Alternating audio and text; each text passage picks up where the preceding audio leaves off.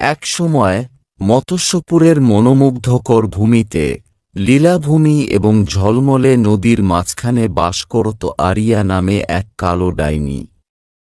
কিন্তু আরিয়া কোনো সাধারণ জাদুকরী ছিল না। তার হৃদয় ছিল গ্রীষ্মের দিনের মতো উষ্ণ এবং চোখ ছিল তারার মতো জ্বলজ্বল করে। তিনি একটি দীর্ঘ, প্রবাহিত কালো পোশাক এবং একটি সূক্ষ্ম টুপি পরতেন, এবং যদিও কেউ কেউ তাকে প্রথম নজরে ভয় পেয়েছিলেন, যারা তাকে চিনতেন তারা তার কোমল স্বভাব বুঝতে পেরেছিলেন। আরিয়ার বাড়িটি ছিল হুইসপারিং উডসের গভীরে লুকানো একটি আরামদায়ক ছোট্ট কুটির। তার বাড়ির চারপাশের গাছগুলো পাখির গান আর কৌতুকপূর্ণ কাঠবিড়ালির কিচিরমিচির দিয়ে জীবন্ত ছিল। আরিয়া বনের প্রাণী এবং মৎস্যপুরের গ্রামবাসীদের সাহায্য করে তার দিনগুলি কাটিয়েছে। তার একটি জাদুকরি বাগান ছিল নিরাময়কারী ভেষজ দ্বারা ভরা, এবং তার ওষুধ যে কোনো অসুস্থতা নিরাময় করতে পারে।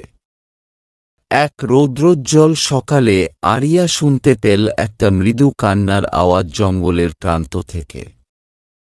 সে শব্দ অনুসরণ করল এবং দেখতে পেল লীলা নামের একটি ছোট্ট মেয়ে একটি গাছের পাশে বসে আছে, তার গাল বেয়ে অশ্রু ঝরছে। তুমি কাঁদছ কেন, প্রিয়? লীলার পাশে হাঁটু গেড়ে জিজ্ঞেস করল আরিয়া। আমি জঙ্গলে পথ হারিয়ে ফেলেছি, লীলা শুঁকে, এবং আমি বাড়ি ফেরার পথ খুঁজে পাচ্ছি না। আরিয়া উষ্ণ হাসি দিল। চিন্তা করো না, পিচ্চি। আমি তোমাকে তোমার পথ খুঁজে পেতে সাহায্য করব। সে লীলার হাত ধরল এবং তার ছড়ির ঢেউ দিয়ে ফিস করে এমন একটা মন্ত্র বলল যে গ্রামের ফেরার পথ নরম, সোনালি আলোয় আলোকিত হয়ে উঠল। তারা হাঁটতে হাঁটতে আরিয়া এবং লীলা আড্ডা দিল এবং হাসল।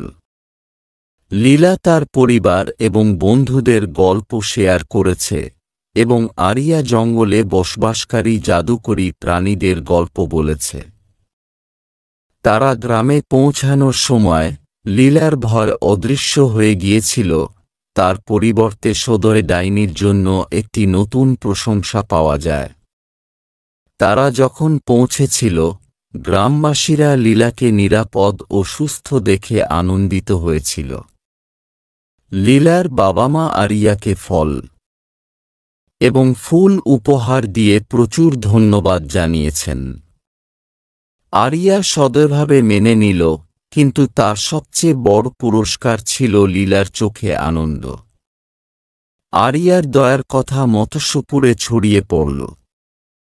গ্রামবাসীরা বুঝতে পেরেছিল যে হুইসপারিং উডসের কালো জাদুকরী ভয় পাওয়ার মতো কেউ নয়, বরং একজন বন্ধু এবং রক্ষাকর্তা। তারা প্রায়ই তার কুটির পরিদর্শন, তার জ্ঞান এবং সাহায্য চাইতে। বছর কেটে গেল, আরিয়ার কিংবদন্তি বেড়ে গেল। তিনি মৎস্যপুরের অভিভাবক হিসাবে পরিচিত হয়েছিলেন, আশা ও দয়ার আলোকবর্তিকা। গ্রামবাসী এবং মনের প্রাণীরা সম্প্রীতিতে জেনে যে আরিয়ার জাদু সবসময় তাদের গাইড এবং রক্ষা করতে থাকবে। এবং তাই মৎস্যপুরের কালো ডাইনি তার জাদু বুনতে থাকে, সারা দেশে ভালোবাসা এবং আনন্দ ছড়িয়ে দেয়। এবং ছোট পিঁপড়া থেকে শুরু করে লম্বা গাছ পর্যন্ত সবাই সুখে দুঃখে বাস করত।